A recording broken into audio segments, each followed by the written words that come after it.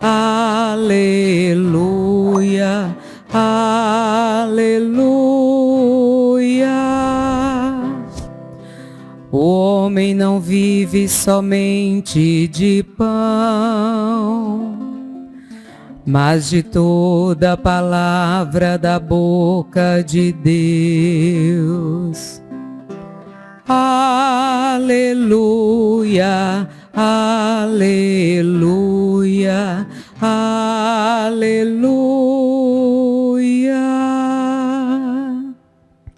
O Senhor esteja convosco. Ele está no meio de nós. Proclamação do Evangelho de Jesus Cristo segundo Marcos. Glória a vós, Senhor. Naqueles dias havia de novo uma grande multidão e não tinham o que comer. Jesus chamou os discípulos e disse: Tenho compaixão dessa multidão, porque já faz 3 dias que está comigo e não tem nada para comer. Se eu os mandar para casa sem comer, vão desmaiar pelo caminho, porque muitos deles vieram de longe. Os discípulos disseram: Como poderia alguém saciá-los de pão aqui no deserto? Jesus perguntou-lhes: Quantos pães tendes? Eles responderam: 7. Jesus mandou que a multidão se sentasse no chão. Depois pegou os 7 pães e deu graças. Partiu-os e dando aos seus discípulos para que os distribuíssem. E eles os distribuíram ao povo. Tinham também alguns peixinhos. Depois de pronunciar a bênção sobre eles, mandou que os distribuíssem também. Comeram e ficaram satisfeitos, e recolheram 7 cestos com os pedaços que sobraram. Eram 4.000 mais ou menos. E Jesus os despediu. Subindo logo na barca com seus discípulos, Jesus foi para a região de Dalmanuta. Palavra da salvação. Glória a vós, Senhor. Caríssimos irmãos e irmãs, radiovintes que acompanham pelas redes sociais. Então agora no livro dos reis, a separação dos reinos de Israel, Jerusalém, vão se firmando. Jeroboão, que se revolta com Salomão e depois com seu filho Roboão, começa a ficar com medo do povo ir para o templo de Jerusalém, louvar a Deus e acabar se ligando a Roboão. Então o que ele faz? Constrói templos pagãos em todo o reino do norte. Templos com bezerros de ouro, idolatria. Cria novos sacerdotes. E o povo começa a frequentar templos pagãos. Aqui vocês vão começar a entender por que na época de Jesus o povo tinha raiva dos samaritanos. Porque a capital do Reino do Norte é a Samaria.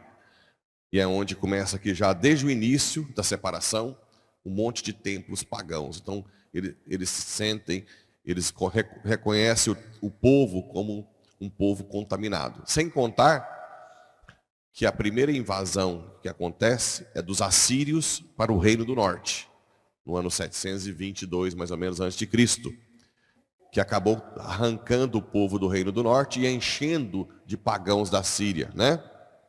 Então são esses 2 fatos que faz com que, historicamente, os judeus e os samaritanos não se bicam. Lembra que João e Tiago, os filhos de trovão, mandam cair um raio porque os samaritanos não deixam Jesus passar por aquele caminho? E também a samaritana diz: não é permitido um judeu falar com a samaritana? Então agora vocês vão entendendo mais ou menos o porquê, historicamente, né? Então aqui, tudo por uma questão de um pecado de Salomão, que acaba gerando essa separação, e a disputa de poder acaba levando à idolatria. Nós temos que ter em mente que poder e dinheiro são 2 objetivos opostos a Deus. Repito, poder e dinheiro são 2 objetivos opostos a Deus. Pela terceira vez, poder e dinheiro são objetivos opostos a Deus. Guarda isso. Ah, padre, quer dizer então que a gente não pode, vejam bem, objetivos principais, né?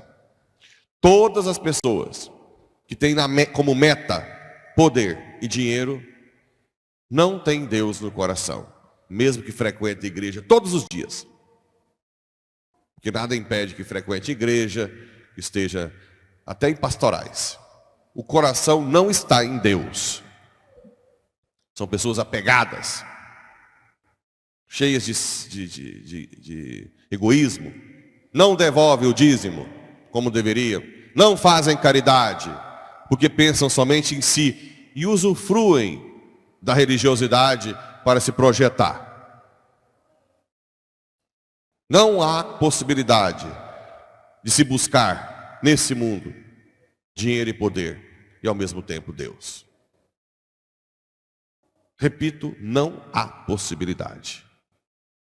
Ou você busca primeiro a Deus acima de todas as coisas. E caso você tenha dinheiro, tudo bem, aí você vai ser uma pessoa que vai devolver o dízimo, vai ajudar a igreja e vai ser caridoso, que é raro, né? Haja. Nós estamos com a Sagrada Família, na construção da Sagrada Família, uma capela. Era para ter já doações suficientes para terminar e fazer outra. Mas vai no tijolinho por tijolinho, né? Vai no cimento por cimento. A gente fala. Olha, quantas e quantas pessoas são capazes de terminar uma capela, né? Faz uma campanha para uma casa aí de alguém que está na lona, vem gota a gota. Porque essas pessoas que estão na igreja, que buscam poder e dinheiro e acabam tendo, não têm Deus no coração. Não adianta disfarçar, né? E é o que aconteceu com Jeroboão. Preferiu o poder a Deus. Criou templos pagãos, bezerros de ouro, para manter-se no poder. Que loucura! Sendo que esse mundo passa muito rápido. Esse mundo passa muito rápido. É loucura acumular. É loucura pensar só em si. Os filhos depois se brigarem por herança, matando um a outra, querendo que você morra logo, né? Criar conflito familiar. Quantas e quantas famílias de posse acabam com o tempo destruídas. Destruídas. Não vale a pena colocar no coração nessas coisas. E depois no Evangelho, nós temos aí a multiplicação dos pães. Jesus vê uma multidão, estava na terra pagã, e diz, eu tenho compaixão, eles têm fome. E os discípulos falam, Senhor, mas olha tanto de gente que tem. São 4.000, como é que nós vamos alimentar esse tanto de gente? E a primeira pergunta que Jesus faz, o que vocês têm? 7 pães. 7. Dá-me-los. A primeira coisa que Deus pede para nós, diante da fome do mundo, tanto de fome física, quanto de fome da palavra de Deus, é o que você tem? Deus que nos criou sem nós, não nos salvará sem a gente. Nós precisamos dar o nosso sim a Deus. Nós precisamos dar o nosso sim. Tanto para alimentar o povo, né? Fisicamente, materialmente, a gente aqui distribui cestas que as pessoas de boa vontade doam para que nós possamos alimentar fisicamente também o corpo, mas também, principalmente, a sede de Deus.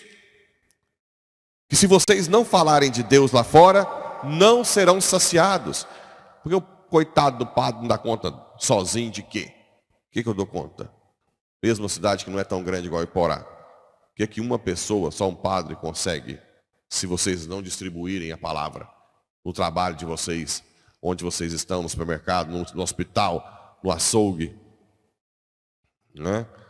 Como é que o padre vai conseguir chegar na família? O dia que os missionários estiveram aí, de São Paulo, eu fui no Jardim Monte Alto, fazer visitas, e muita gente pergunta, quem é você? E olha que meu rostinho já foi muito aí para o oeste goiano. né? Quem é você? Eu não te conheço. É assustador, né? Muitos não me conhecem lá. Então, quem é que pode divulgar? É vocês. Capilarizar a evangelização? É vocês. Quem pode visitar as pessoas enlutadas, né? Viúvas, viúvos, com maior eficácia? É vocês, são vocês, né? Sem vocês, nada acontece. E quando eles entregaram os 7 pães, Jesus alimentou uma multidão. E depois sobrou quantos? 7 cestos. 7 cestos. Olha que interessante. Quando nós damos o máximo que nós temos, existe um milagre. E tantas histórias de santos que aconteceu. São Felipe Neri, que fez uma panelinha de comida para os meninos pobres lá na Itália. E de repente chegou um monte de menino e ele ficou sem jeito. E o que ele fez? Começou a servir o que tinha. E a panela nunca abaixava, né? Sempre servindo e servindo. Ele ficou assustado e servia todas as crianças, porque ele deu o máximo de si. Invocou a presença de Deus e um milagre aconteceu. Grandes milagres. Teve uma santa, acho que foi Santa Gertrudes, não lembro qual das santas, que não tinha comida em casa. E ela mandou as irmãs sentarem à mesa e começou a servir mesmo sem nada. E começou a aparecer comida. E as irmãs ficaram saciadas, né? São os atos de fé que nós precisamos primeiro dar o primeiro passo, para depois acontecer o milagre.